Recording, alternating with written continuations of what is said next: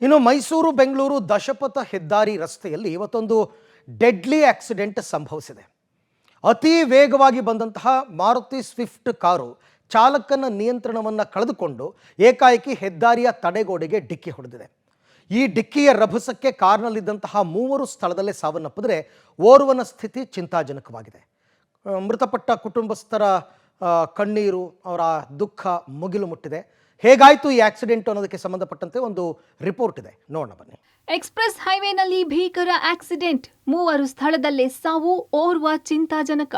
ಅಪಘಾತ ಪ್ರಕರಣಗಳಲ್ಲಿ ಸದ್ದು ಮಾಡಿದ ಎಕ್ಸ್‌ಪ್ರೆಸ್ ಹೈವೇಯಲ್ಲಿ ಇತ್ತೀಚೆಗೆ ಅಪಘಾತಗಳ ಸಂಖ್ಯೆ ಇಳಿಮುಖವಾಗಿತ್ತು. ಆದರೆ ಇದೀಗ ಓವರ್ ಸ್ಪೀಡ್ನಿಂದಾಗಿ ಮತ್ತೆ ಅಪಘಾತ ಸಂಭವಿಸಿದ್ದು, ಹೆದ್ದಾರಿ ತಡೆಗೋಡೆಗೆ ಸ್ವಿಫ್ಟ್ ಕಾರು ಡಿಕ್ಕಿಯಾಗಿ ಮೂವರು ಸ್ಥಳದಲ್ಲೇ ಸಾವನ್ನಪ್ಪಿದ್ದಾರೆ.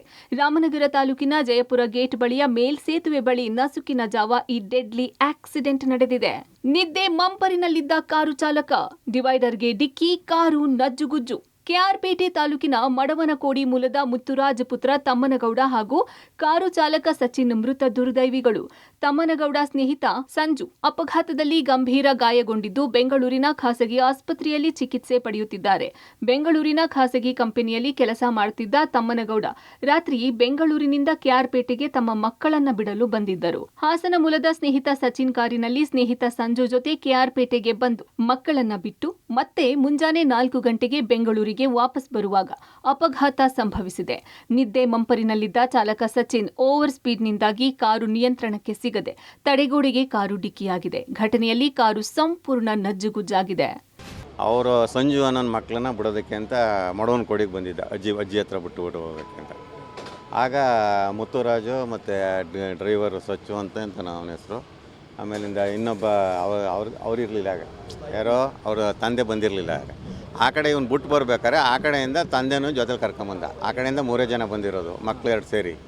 ಆ ಕಡೆಯಿಂದ ಬರ್ಬೇಕಾದ್ರೆ ಅವರ ತಂದೆನೂ ಬಂದಿದ್ದರು, ಚಿಕ್ಕನಾಯಕನಹಳ್ಳಿಯಿಂದ ಅವ್ರ ತಂದೆ ಬಂದಿದ್ದರು. ಇಲ್ಲೇ ಹೆಂಡ್ತಿ ಮಗ ಇದ್ರಲ್ಲ, ಆ ಕಾರಲ್ಲಿ ಬಂದರು. ಸಂಜು ಆರೋಗ್ಯವಾಗಿದ್ದಾನಂತೆ, ಒಂದು ಸ್ವಲ್ಪ ಎದೆ ನೋವು ಅಂತಾನಂತೆ, ಮಾತುಕತೆಯನ್ನು ಆಡ್ತಾ ಇದ್ದಾನೆ. ಇನ್ನು ಅಪಘಾತದ ವಿಚಾರ ತಿಳಿದು ಸ್ಥಳಕ್ಕೆ ರಾಮನಗರ ಸಂಚಾರಿ ಪೊಲೀಸರು ಭೇಟಿ ನೀಡಿ ಪರಿಶೀಲನೆ ನಡೆಸಿದ್ದಾರೆ. ಗಂಭೀರವಾಗಿ ಗಾಯಗೊಂಡಿದ್ದ ಸಂಜು ಎಂಬಾತನನ್ನ ಬೆಂಗಳೂರಿನ ಖಾಸಗಿ ಆಸ್ಪತ್ರೆಗೆ ದಾಖಲಿಸಿ ಮೃತದೇಹಗಳನ್ನ ಮರಣೋತ್ತರ ಪರೀಕ್ಷೆಗಾಗಿ ಜಿಲ್ಲಾಸ್ಪತ್ರೆಗೆ ರವಾನಿಸಿದ್ದಾರೆ. ಇತ್ತ ಮೃತರ ಕುಟುಂಬಸ್ಥರ ಆಕ್ರಂದನ ಮುಗಿಲು ಮುಟ್ಟಿದೆ. ಅವರು ನಮ್ಮ ತಮ್ಮಣ್ಣ ಅಂತಾರಲ್ಲ, ಅವರು ನಮ್ಮ ಭಾವ. ಮುತ್ತುರಾಜು ಅವ್ರ ಮಗ, ನನ್ನ ತಂಗಿ ಯಜಮಾನರು ತಂಗಿ ಮಗ. ಇಲ್ಲಿಂದ ಬೆಂಗಳೂರಿಂದ ಅವ್ರು ನಮ್ಮ ಸಂಜುನ ಮಕ್ಕಳು, ನನ್ನ ಮಗನ ಮಕ್ಕಳು, ಮುತ್ತುರಾಜು, ಡ್ರೈವರು, ಇಷ್ಟು ಜನ ಬಂದಿರೋದು. ಬರ್ಬೇಕಾದ್ರೆ ನಮ್ಮ ಭಾವ ಮಾತ್ರ ಹತ್ತಿರೋದು ಇವ್ರ ಸ್ಕೂಲ್. ಇಲ್ಲಿಗೆ ಬೆಂಗಳೂರಿಗೆ ಬಂದರು, ವಾಪಸ್ ತಿರ್ಗಿ ಅಲ್ಲಿ. ಒಟ್ಟಾರೆ ಅತಿ ವೇಗ ಹಾಗೂ ನಿದ್ದೆಯ ಮಂಪರಿನಿಂದಾಗಿ ಭೀಕರ ಅಪಘಾತ ಸಂಭವಿಸಿದ್ದು ಮೂವರನ್ನ ಬಲಿ ತೆಗೆದುಕೊಂಡಿದೆ. ನಸುಕಿನ ಜಾವದಲ್ಲಿ ವಾಹನ ಚಾಲನೆ ಮಾಡುವ ಚಾಲಕರು ಎಚ್ಚರಿಕೆ ವಹಿಸಬೇಕಿದೆ. ವಿನಯ್ ಬಸಪ್ಪ, ಪಬ್ಲಿಕ್ ಟಿವಿ, ಬೆಂಗಳೂರು ದಕ್ಷಿಣ.